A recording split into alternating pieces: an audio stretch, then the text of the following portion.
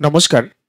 আজকের এই ভিডিওতে আপনাদেরকে একটা নোটিফিকেশন সম্বন্ধে আলোচনা করব আপনাদের সঙ্গে।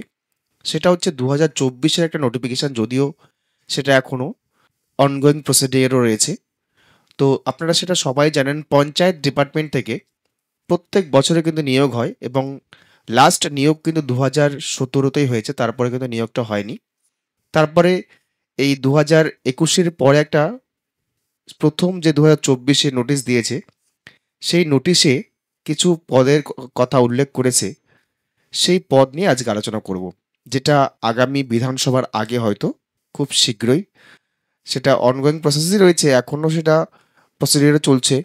আপনারা কিছুদিনের মধ্যে হয়তো নোটিফিকেশন পেয়ে যাবেন, ফাইনাল নোটিফিকেশন। এর আগে এটা ডিএলএসসি অর্থাৎ ডিস্ট্রিক্ট লেভেল অনুসারে নিয়োগ করা হতো। এই প্রথমবার এরা কিন্তু স্টেট ওয়াইজ বা সেন্ট্রালাইজড ওয়াইজ করতে চাইছে।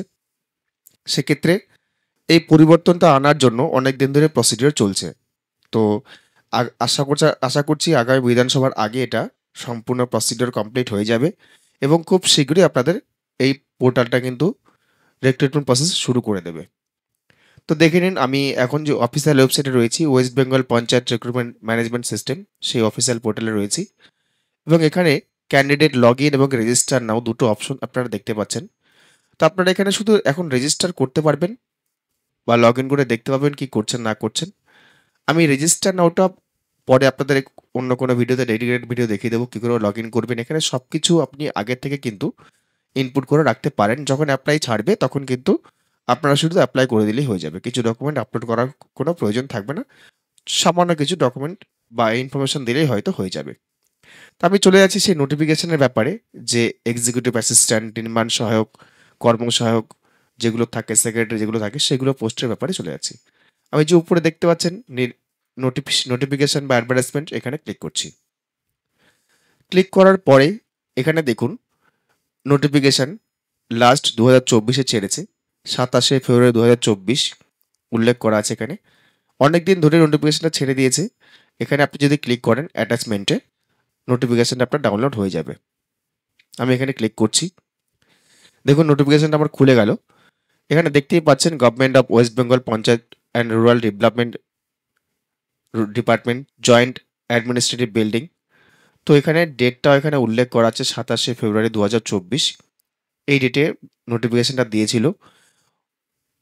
হোয়ারস the matter of filling up vacancies by way of direct recruitment in different post under their three tier panchayat Raj institution in the establishment of gram panchayat, panchayat samiti, zila পরিষদ অ্যান্ড শিলিগুড়ি মহকুমা পরিষদ of the state of West Bengal has been under active consideration of this department of sometime post and আপনার যে এখানে পোস্টের কথা উল্লেখ করে সেগুলো এখানে জাস্ট বলে দিয়েছে এবং পোস্টের নাম্বারও ওখানে দিয়ে দিয়েছে, টেন্টেটিভ নাম্বার।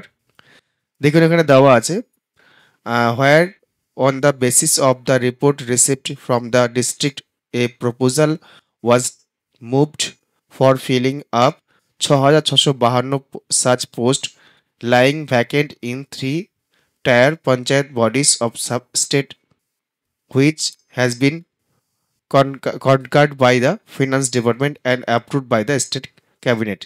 অর্থাৎ এটা কিন্তু অ্যাপ্রুভ হয়েই আছে, সেটা বলা আছে এখানে।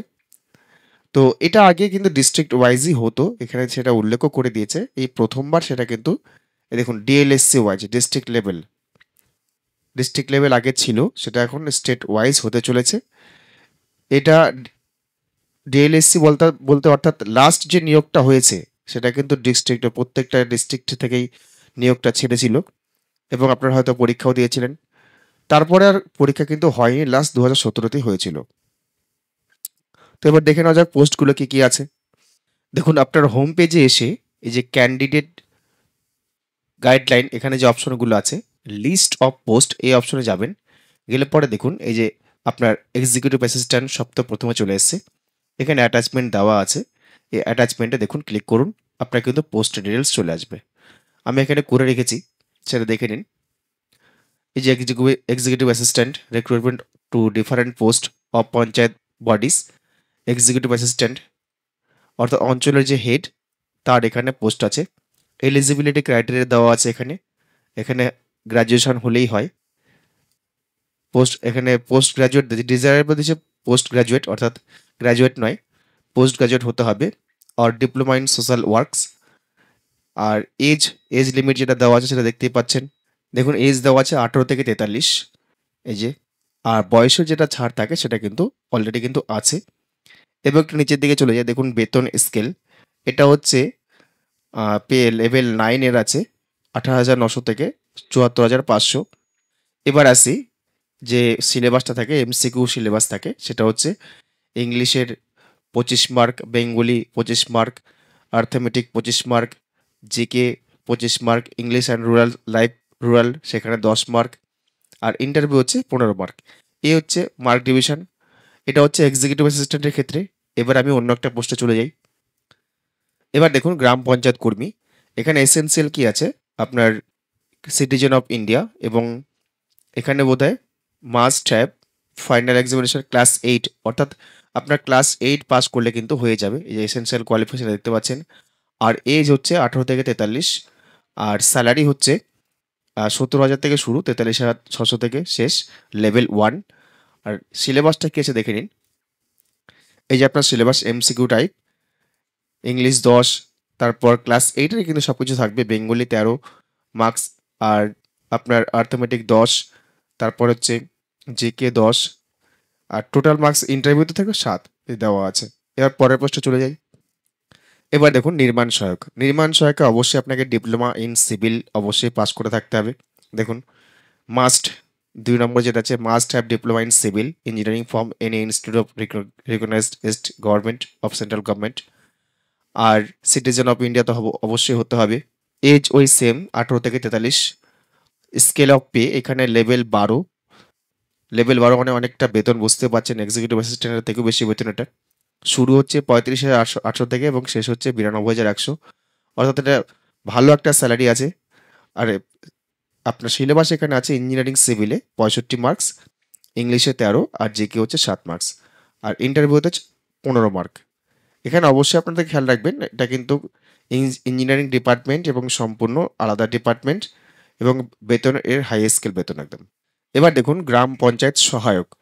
এই সহায়ক পদে আবেদন করার জন্য কিন্তু আপনাকে শুধুমাত্র মাধ্যমিক পাস হলেই হবে। এই যে দেখতেই পাচ্ছেন এখানে মাধ্যমিক পাস, এবং ক্যান্ডিডেট 50% মার্কস সেটা পেতে হবে, সেটা বলেছে এখানে। আর সিটিজেন অফ ইন্ডিয়া, এজ সবার ক্ষেত্রেই সেম 18 থেকে 45 বা 43 একই রকম রেখেছে।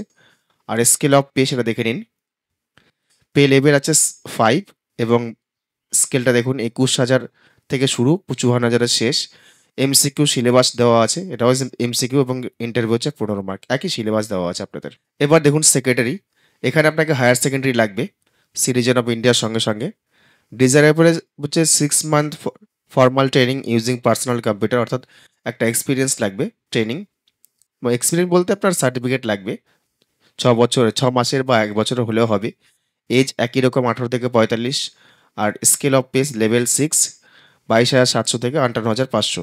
সিলেবাসটা দেখে নিতে পাচ্ছেন এখানে একই রকম সিলেবাস, ওগুলোর ক্ষেত্রে যা ছিল তাই আছে। ইংলিশ 25, বাংলা 25, অ্যারিথমেটিক 25, জিকে আর রুরাল ডেভেলপমেন্ট এখানে 10 মার্ক, আর ইন্টারভিউ হচ্ছে 15 মার্ক। এবার দেখুন অ্যাকাউন্ট ক্লার্ক। এখানে অ্যাকাউন্ট ক্লার্কে আপনি অ্যাপ্লাই করতে হলে অবশ্যই মাধ্যমিক পাস হতে হবে। আর ডিজায়ারেবল হচ্ছে ডিপ্লোমা ইন কম্পিউটার ইন 1 বছরের। এজ ব্যান্ড একই 18 থেকে 45, স্কেল অফ পে লেভেল 6, 22,700 থেকে 58,500। আর এখানে সিলেবাসটা একটু বেশি আছে মনে হচ্ছে। ইংলিশে 20 মার্ক, বাংলায় 20 মার্ক, অ্যারিথমেটিকে 25 মার্ক, জিকে 20 মার্ক, আর ইন্টারভিউ হচ্ছে 15 মার্ক। এখানে সিলেবাসটা দেওয়া আছে সম্পূর্ণ মাধ্যমিক বেসড, এখানে উল্লেখ করে দিয়েছি কিন্তু একাডেমিক স্ট্যান্ডার্ড অফ মাধ্যমিক। তারপর দেখুন ক্লার্ক অ্যান্ড টাইপিস্ট আছে। এখানে সিটিজেন অফ ইন্ডিয়ার সঙ্গে সঙ্গে আপনাকে মাধ্যমিক পাস করতে হবে, এবং কম্পিউটারের কিন্তু জ্ঞান থাকা কিন্তু অবশ্যই জরুরি, এমএস ওয়ার্ড। আর এজ ব্যান্ড হচ্ছে 18 থেকে 45, একই রকম আছে। পে স্কেল দেখুন লেভেল 6, 22,700, এবং সিলেবাস একই রকম সিলেবাস, ইংলিশ 20, বেঙ্গলি 20, অর্থোমেটিক 25, এবং জিকে হচ্ছে 20, আর আপনার ইন্টারভিউ হচ্ছে 15 মার্কের। তো এরকম সব ধরনের পোস্টে কিন্তু আছে, আপনারা দেখতে পাবেন। এখানে দেখুন ডেটা এন্ট্রি অপারেটর, এখানেও মাধ্যমিক বেসড লিখে দিয়েছে, মাধ্যমিক হলেই হবে, এবং কম্পিউটারের জ্ঞান থাকা অবশ্যই জরুরি। আর একটা কম্পিউটার টেস্ট এখানে আছে, ডিজায়ারেবল দিয়ে দিয়েছে। আর 1 বছরের এক্সপিরিয়েন্স কিন্তু এখানে লাগবে। এই দেখুন ডিজায়ারেবল 1 বছরের ডেটা এন্ট্রি অপারেটর কাজ করেছেন এরকম একটা এক্সপিরিয়েন্স লাগবে। আর এজ ব্যান্ড হচ্ছে 18 থেকে 45, স্কেল হচ্ছে লেভেল 6 22,700 থেকে শুরু। সিলেবাস একই রকম সিলেবাসই আছে। দেখুন ইংলিশে 20, বাংলায় 20, অ্যারিথমেটিক 25, জিকে এবং এতে 20, আর ইন্টারভিউ হচ্ছে 15। যদি আপনাদের প্রিপারেশন এখনই নিতে শুরু করেন তাহলে কিন্তু খুব একটা কঠিন হবে না, আশা করছি সহজ হবে। এরপরেও দেখেন পঞ্চায়েত সমিতি পিওন আছে এখানে গ্রুপ ডি পোস্টের, আপনারা 8 পাশে আবেদন করতে পারেন। অ্যাডিশনাল অ্যাকাউন্ট্যান্ট জেলা পরিষদ, এখানেও আপনারা আবেদন করতে পারেন। অ্যাসিস্ট্যান্ট ক্যাশিয়ার জেলা পরিষদ, এখানে আবেদন করতে পারেন। ডাটা এন্ট্রি অপারেটর, এখানেও কিন্তু আবেদন করতে পারেন এইচএস পাস। তারপর ডিআইএ অর্থাৎ এখানে আপনারা আবেদন করতে পারেন। গ্রুপ ডি জেলা পরিষদ, এটাও 8 পাশে হয়ে যাবে, অ্যাপ্লিকেশন করতে পারবেন আপনারা। লোয়ার ডিভিশন ক্লার্ক, এখানেও আবেদন করতে পারেন জেলা পরিষদের ক্ষেত্রে। স্টেনোগ্রাফার জেলা পরিষদ, ওয়ার্ক অ্যাসিস্ট্যান্ট জেলা পরিষদ, অনেকগুলো পোস্ট আপনাদের আছে। ক্লাস 8 থেকে শুরু কিন্তু সেই পোস্টগুলো আপনারা কিন্তু প্রত্যেকটা দেখে নিতে পারেন। এটা দেখতে হলে আপনাকে এইখানে ক্লিক করতে হবে। ক্লিক করে দেখুন নোটিফিকেশনটা চলে এসছে, এখানেও তাই নোটিফিকেশন চলে এসছে।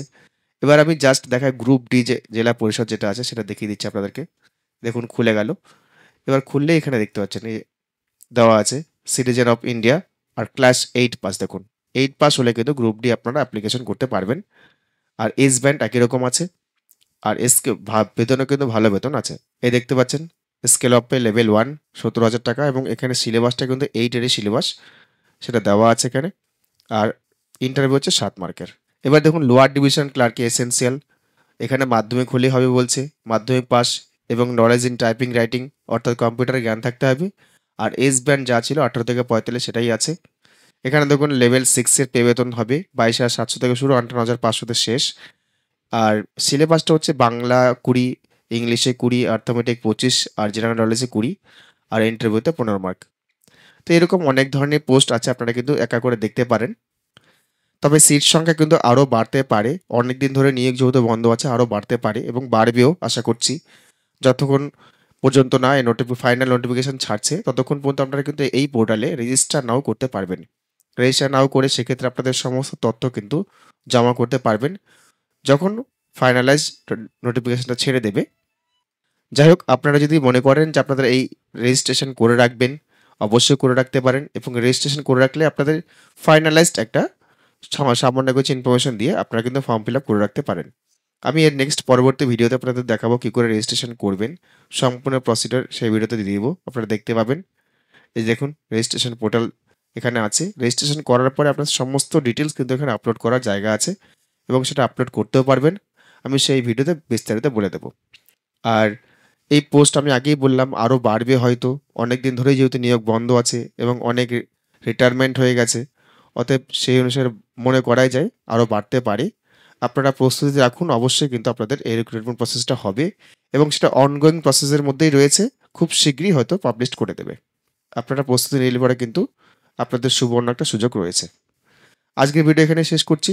আপনাদের বরাবর মতো অনুরোধ করব, আপনারা যদি ভিডিওতে প্রথমবার হয়ে থাকেন অবশ্যই চ্যানেলটি সাবস্ক্রাইব করবেন, লাইক শেয়ার কমেন্ট করতে ভুলবেন না। ধন্যবাদ।